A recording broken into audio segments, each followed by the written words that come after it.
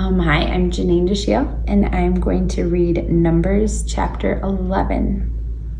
When the people complained intensely in the Lord's hearing, the Lord heard and became angry. Then the Lord's fire burned them and consumed the edges of the camp. When the people cried out to Moses, Moses prayed to the Lord, and the fire subsided. The name of that place was Taberah, because the Lord's fire burned against them. The riffraff among them had a strong craving. Even the Israelites cried again and said, "Who will give us meat to eat? We remember the fish we ate in Egypt for free, the cucumbers, the melons, the leeks, the onions, and the garlic. Now our lives are wasting away. There is nothing but manna in front of us." The manna was like coriander seed, and its color was like resin. The people would roam around and collect it and grind it with millstones or pound it in a mortar.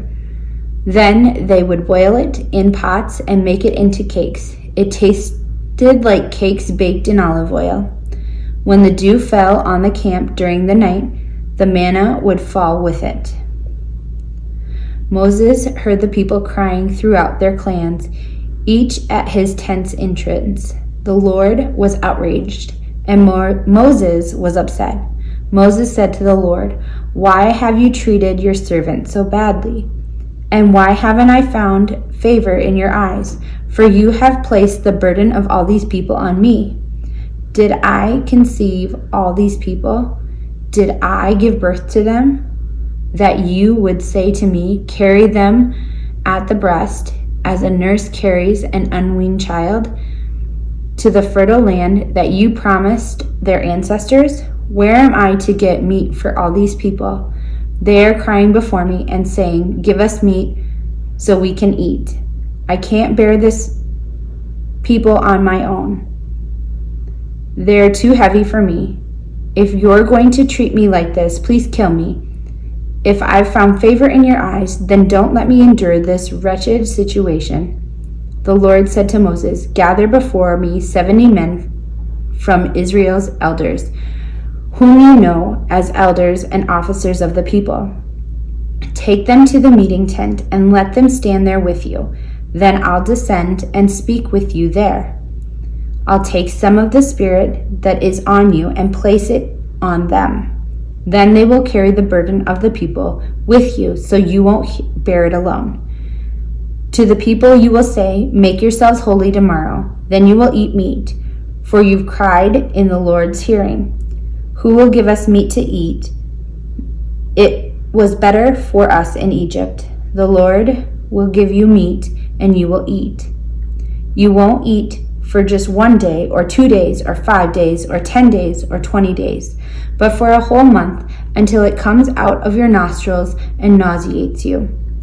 You've rejected the Lord who's been with you, and you have cried before him, saying, 'Why did we leave Egypt?'" Moses said, "The people I'm with are 600,000 on foot, and you're saying, 'I will give them meat, and they will eat for a month'? Can flocks and herds be found and slaughtered for them? Or can the fish in the sea be found and caught for them?" The Lord said to Moses, "Is the Lord's power too weak? Now you will see whether my word will come true for you or not." So Moses went out and told the people the Lord's words. He assembled 70 men from the people's elders and placed them around the tent. The Lord descended in a cloud and spoke to him, and took some of the Spirit that was on him and placed it on the 70 elders. When the Spirit rested on them, they prophesied. But only this once. 2 men had remained in the camp, one named Eldad and the second named Medad, and the Spirit rested on them. They were among those registered, but they hadn't gone out to the tent.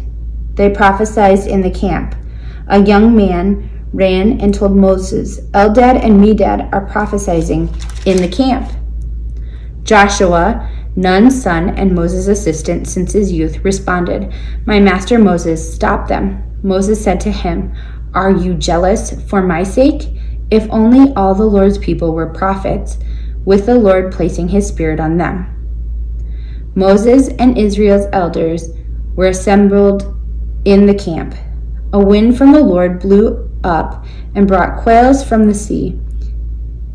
It let them fall by the camp, about a day's journey all around the camp, and about 3 foot deep on the ground. Then the people arose and gathered the quail all that day, all night, and all the next day. The least collected was 10 homers, and they laid them out around the camp. While the meat was still between their teeth, not yet consumed, the Lord's anger blazed against the people. The Lord struck the people with a great punishment. The name of the place was called Kibroth Hattaavah, because they buried the people who had the craving.